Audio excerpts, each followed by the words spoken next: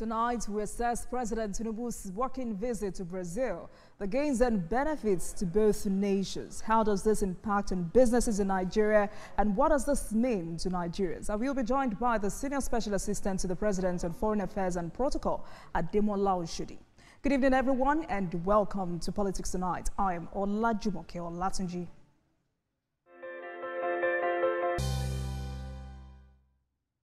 Welcome back to the program. President Bola Ahmed Tinubu was on a working visit to Brazil, where he engaged with top government officials, business leaders, and key stakeholders, strengthen bilateral ties and explore new economic opportunities. But beyond the handshakes and high... In the last 2 years, Mr. President have made a lot of intervention by all the state governors in Nigeria in terms of ensuring that he gave us fertilizer, he gave us a lot of resources, particularly to invest in agriculture. We're expanding the value chain around the dairy production. It has the potential to lift families from poverty. You can imagine if a family can be able to extract milk, 20, 40 liters in a day. You don't need to know anyone to get anything from the central bank. You don't need to know anyone to enroll in school. Once you are able to go to school, you will be able to go to school today. This is unprecedented. It has never happened in the history of our country. And all the reforms that is present, we talked about livestock. This is a potentially over 30 trillion naira economy. What I have done, Your Excellency, is that in the past 1.5 years since after my election, we had 3 PhD students at that time. And right now, in 1.5 years, we have 296 here in Brazil, and all on scholarships. So joining me tonight to give proper perspectives to this conversation and ultimately answers to questions begging for answers is Ademola Oshodi, SSA to the President on Foreign Affairs and Protocol. Good evening to you, Mr. Oshodi. Thank you for joining us on Politics Tonight.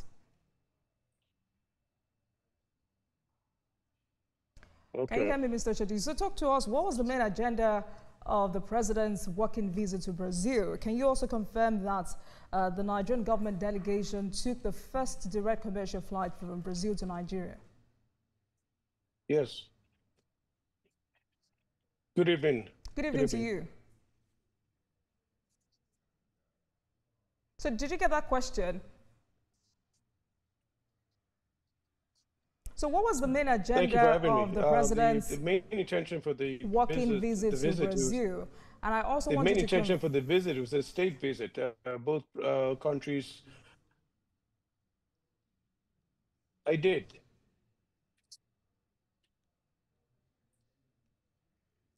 All right, can you hear me, Mr. Oshodi? What was the main agenda of the President's working visit to Brazil? And can you confirm that the Nigerian government delegation took the first direct commercial flight from Brazil to Nigeria?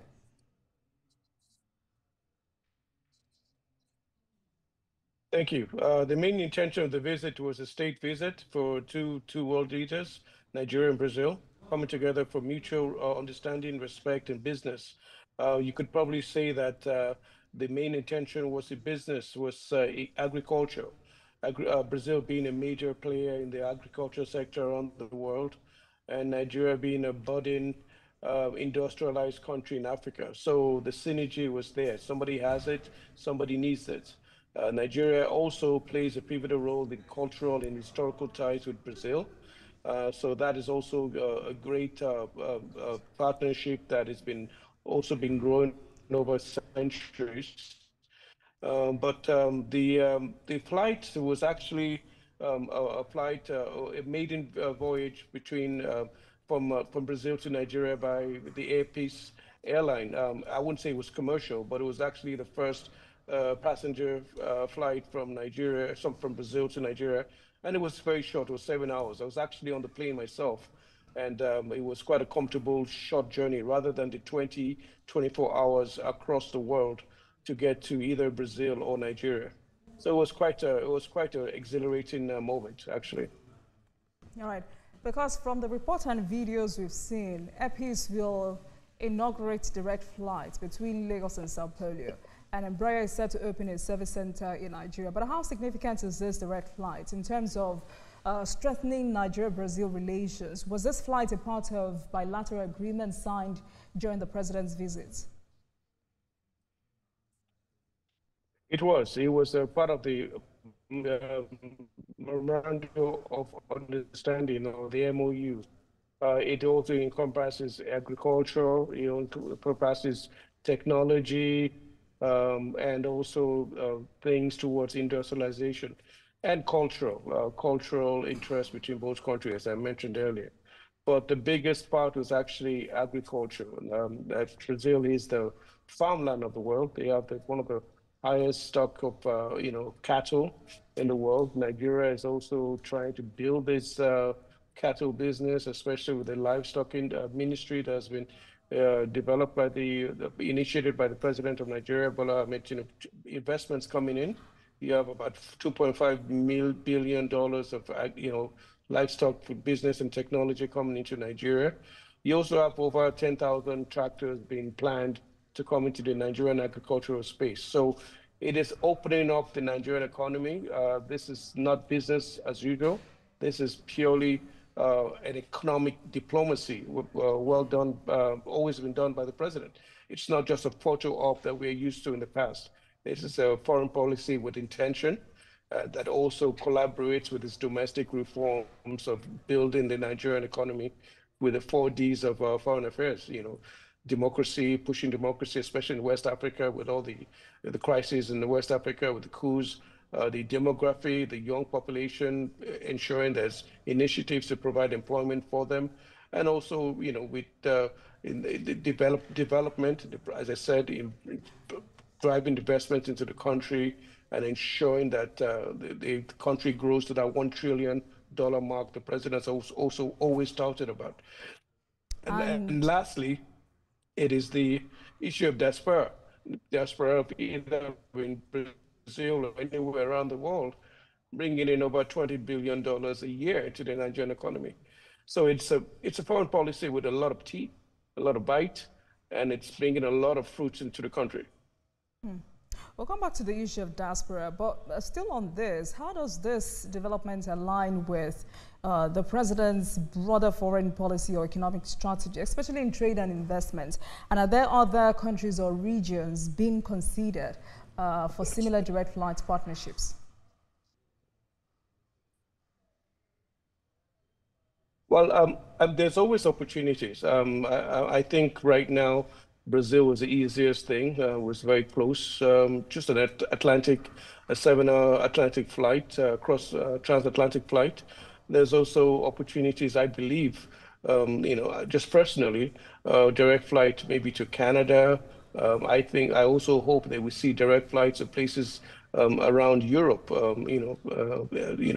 We don't have a direct flight to Spain, so to speak. But it's important that all avenues are open for all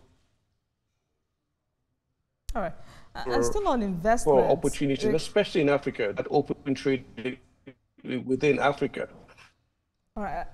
Right, so still on investments, because during the joint press conference in Brasilia, the president mentioned that Petrobras's return would reignite economic cooperation in the energy sector. What is Mr. President trying to achieve?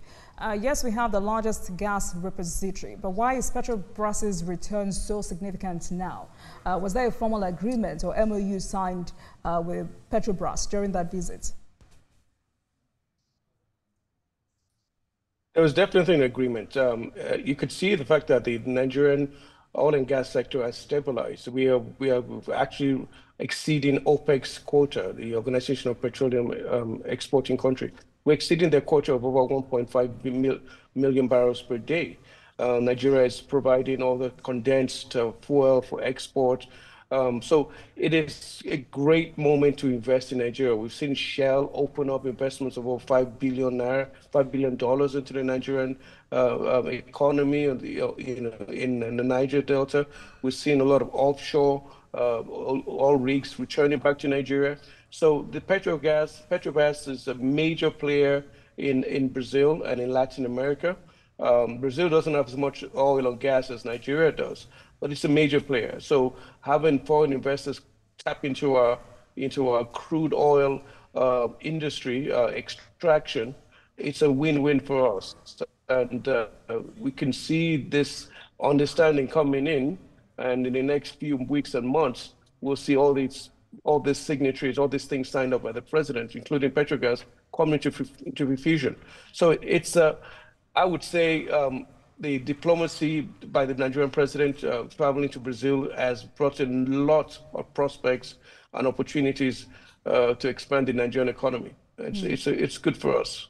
Right. Let's stay on this because, Petrobras left Nigeria in 2020, and apart from that desire to streamline its global portfolio, we all know that exit from Nigeria 5 years ago was driven by a combination of factors, including financial struggles stemming from domestic corporation corruption scandals. So what specific role is Petrobras expected to play in Nigeria's energy sector if it returns, and how does it differ from their previous engagements with Nigeria?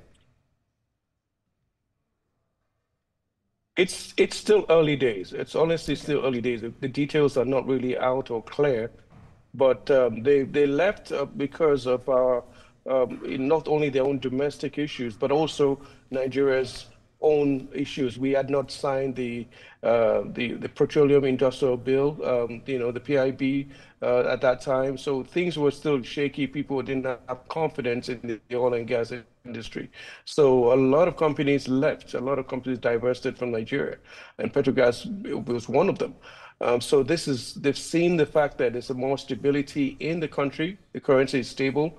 There's less, if not almost negligible, theft in the oil pipeline infrastructure.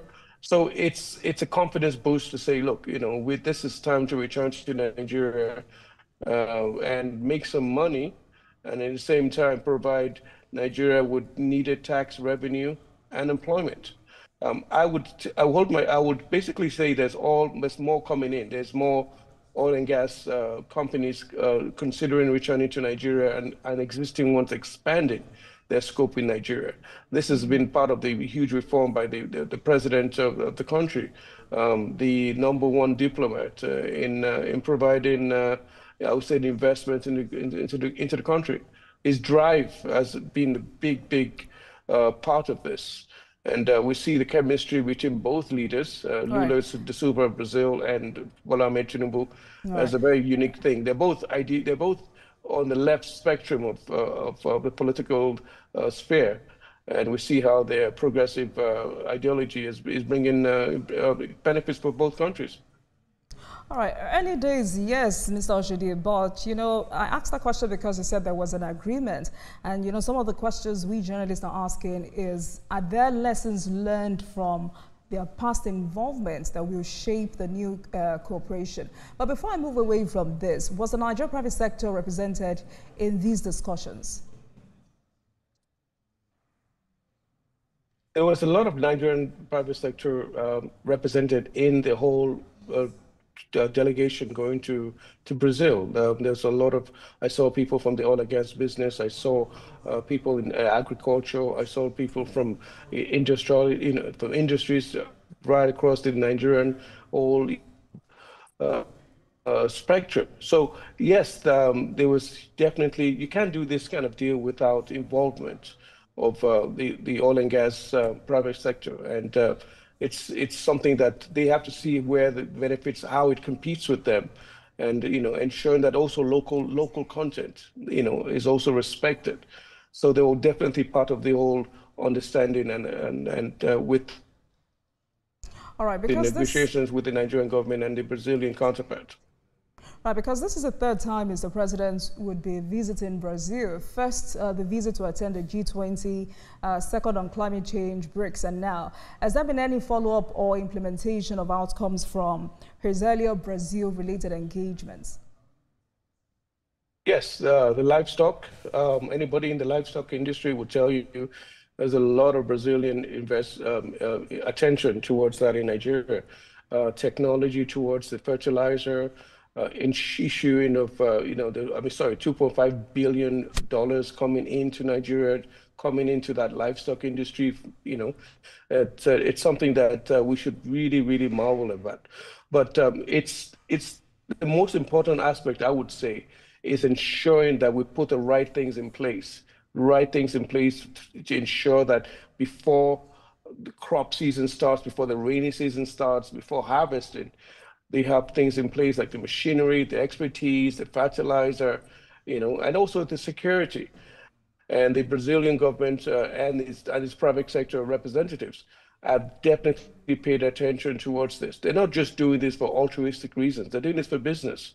They see the opportunities here. I mean, Brazil has 238 million cattle. It is incredible, and they have the expertise. We're actually shipping cattle from Brazil to Nigeria, to start the rearing of cattle in many parts of especially Kaduna State and Nasarawa State, especially and Plateau State for dairy. So this is already taking fusion. I'm pretty sure the governors of those states will be able to, give you those facts there. But it's already taking fusion into the Nigerian economy. And there are also discussions about Brazil sharing its technological advancements with Africa. Can you clarify what specific technologies are being referred to? You've talked about agriculture, energy.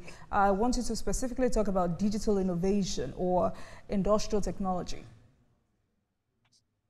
Well, I can speak for Nigeria. I'm not clear about what the Brazilians want to do for Africa, but I can tell you that they moved hard and fast towards the agricultural space, towards industrialization, towards technology that would ensure crop fertilization, ensure that issues of, you would say things of irrigation, issues of, crop harvesting, the technology towards in agriculture into the Nigerian ecosystem, especially in the agri space. Nigeria also pushed hard, I should say, on areas of cultural, cultural relationship.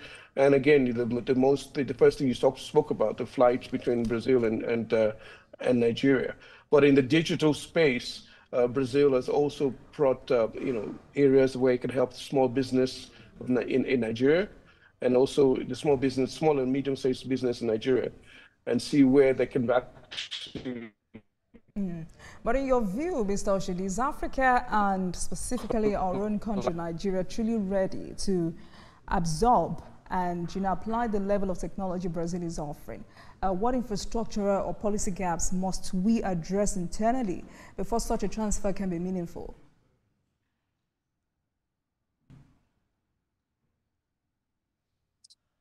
Well, we have a very purposeful leadership in Nigeria. That's the first and most fundamental thing. And we need to have those fundamentals in place. We need to have somebody with strong intentions, bold, and audacity to take chances. And that's what the president and the leadership of the Nigerian political space is doing at the moment.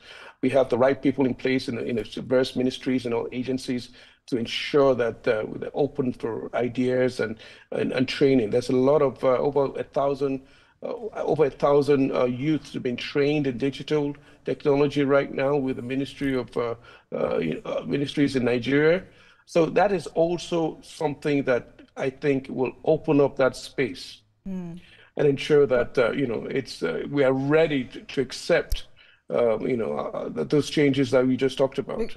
But is that enough? Because I'm asking this question because it's a fact that Africa has long struggled with implementing foreign technologies due to local constraints. But what's different this time? How is Nigeria preparing to avoid the usual bottlenecks? We'll talk about lack of maintenance culture, weak institutions, or policy inconsistency.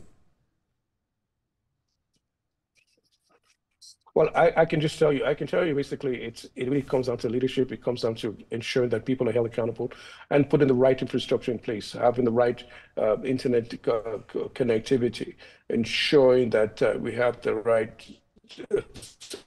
electrical supply system. So before I let you go, Mr. Oshodi, the president also met with members of the Nigerian diaspora in Brazil, urging them to contribute actively to nation building. But since the president has, begun advocating for this, one big question has been the practicality of this. Has the Nigerian government created enough enabling policies to harness the expertise and capital of the diaspora? I mean, other countries like India and Israel have successfully integrated their diaspora into national development strategies. And if that's what we're looking forward to doing, what practical forms can such contributions take, especially given Brazil's sizable Afro-Brazilian population? Well, the direct flight between Nigeria and Brazil is number one. That's the first thing. The second thing I would say is to ensure that we have, the diasporas being able to bring in their funds in easier fashion. They're bringing over $20 billion from around the world every year into Nigerian economy. That's huge. By the diaspora people can tap into it towards building houses and even in cases, investing in properties in Nigeria. There's also the investment of the diaspora investment fund that the federal government has also initiated. I think it's also dealing with the foreign currency, not necessarily the naira. These are things to attract the funds from Nigerians living abroad and to ensure that they play a big role in the Nigerian economy. All right, then, great conversation. Thank you so much for coming on Politics Tonight. Demola Oshodi is SSA to the President on Foreign Affairs and Policy. Thank you so much for your time. Thank you very much. I do apologize. All right then. So, directly from Lagos to Sao Paulo, and now a reality, a milestone for trade, tourism, and stronger ties between Nigeria and Brazil. Remarkable and very laudable, but attention now shifts to how other agreements and engagements translate into tangible benefits for Nigerians. Thank you so much for watching, everyone. Remember, you can watch the repeat broadcast of this episode at 12:30 a.m. Good night, everyone. I'll see you again tomorrow.